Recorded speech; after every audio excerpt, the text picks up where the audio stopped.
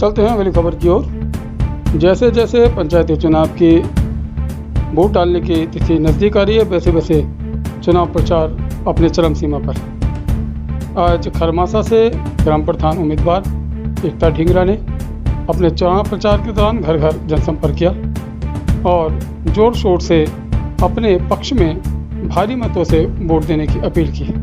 उन्होंने कहा कि क्षेत्र में बहुत सारी समस्याएं हैं, इसमें सड़क, बिजली, पानी की तो लगी रहती हैं, लेकिन और भी इसके अलावा शिक्षा, स्वास्थ्य आदि से जुड़ी समस्याएं हैं जिनको वो देख रही हैं। और उन्होंने कहा कि जैसे कि उन्हें समर्थन मिल रहा है, प्यार सहयोग मिल रहा है जनता का, उन्हें आशा नहीं बल्कि पूर्ण विश्वास है कि वह भारी मतों से विजयी होकर ग्राम प्रधान बनेंगी। और ग्राम प्रधान बनने के बाद जो उनका अपना विज़न है, उन्होंने कहा कि सबसे पहले तो अपने गांव के अंदर जो प्राथमिक विद्यालय उसे जूनियर हाई स्कूल तक कम से कम कराना है और एक बारात घर की भी निर्माण करवाना है, रोड साइड पब्लिक टॉयलेट का निर्माण करवाना है।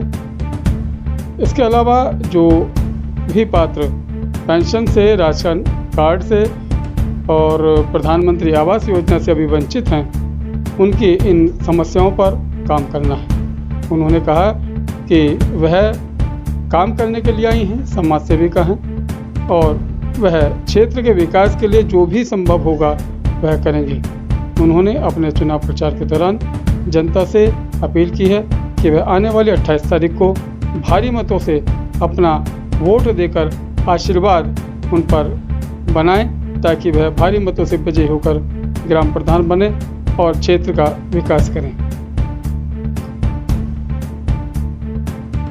एकता जी, खरमासा ग्राम सभा से आप प्रधान का इलेक्शन लड़ रहे हैं और चुनाव प्रचार भी इस वक्त जोरों पे, किस प्रकार का रुझान आप देख पा रहे हैं जनसंपर्क? मैं अपनी ग्राम सभा से बहुत अच्छा रुझान मुझे मिल रहा है।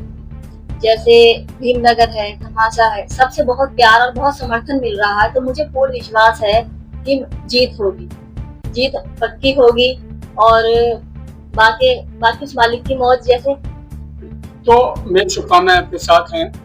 जनता आपको अपने वोट के रूप में आशीर्वाद देती है और आप जीते जाते हैं। तो किस प्रकार का विजन है और क्या क्या समस्याएं आपके जो जनसंपर्क के दौरान आप देख पा रहे हैं?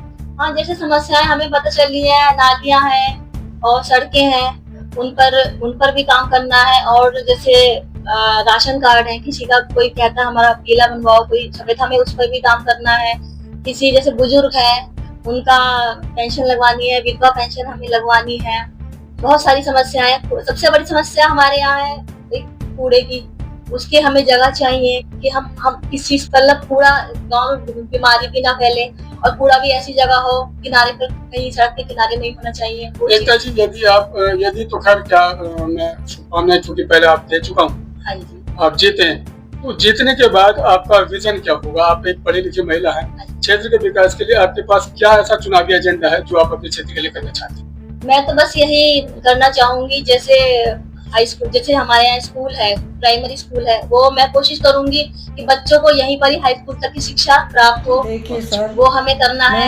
और दूसरा, नालियां, सड़कें, ये हमें सेट करनी है कि ताकि बरसातों का पानी जो आता है उसमें दिक्कत ना हो, बच्चों को स्कूल जाने के लिए कोई दिक्कत ना हो। कहीं ना कहीं नालियों के पानी से झगड़े हो जाते हैं, कहीं ना कहीं बहुत झगड़े होते हैं। हमें भी सामना करना पड़ता है उन चीजों का। बच्चों को दिक्कत होती है, स्कूल जाना होता है, बहुत परेशान होते हैं बच्चे।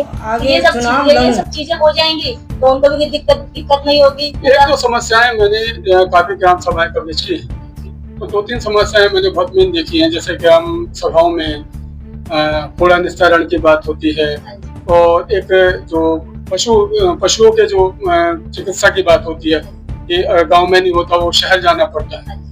और इस प्रकार की जो बहुत सारी पीएससी सेंटर की बात होती है। हमारी तो कोशिश यही रहेगी, सबसे पहले तो हमें अपने गांव में पशु चिकित्सालय जरूर बनवाना है। हम कोशिश करेंगे, सरकार से अपील करेंगे कि वो हमें इस चीज का लाभ दें, क्योंकि बहुत सारे पशु हैं हमारे यहाँ सब, क्योंकि किसान हैं सबके यहाँ पशु होते हैं, सबको दिक्कत होती है, कहीं बाहर ना जाना पड़े सबको। चाहती हूँ कि हमारे यहाँ बारात घर बने। मैं सरकार से अपील करूंगी कि वो हमारी सहायता करे ताकि हम बारात घर बना सके। कई लोग होते हैं जो रिजॉर्ट नहीं बुक करवा पाते, उनके लिए बहुत लाभ हो जाएगा इस चीज के लिए। और एक पब्लिक टॉयलेट का निर्माण करवाना चाहती हूँ, ताकि जो आम जनता है, जो चलने फिरने वाली जनता है, उनको कोई दिक्कत परेशानी ना हो। और जो मेरे क्षेत्र की जनता है, जो मुझे प्यार और इतना सम्मान दे रही है, मैं उनके सपनों पर खरी उतरूंगी और मैं क्या कहते हैं उनको विश्वास दिलाना चाहती हूँ कि मैं अपने गांव को एक आदर्श गांव के रूप में सबको दिखाना चाहती हूँ कि हाँ, एक ये आदर्श गांव है और यहाँ हमारे यहाँ बहुत ज्यादा प्यार सम्मान सबको मिलता है। Subscribe our channel to see latest news at YouTube channel.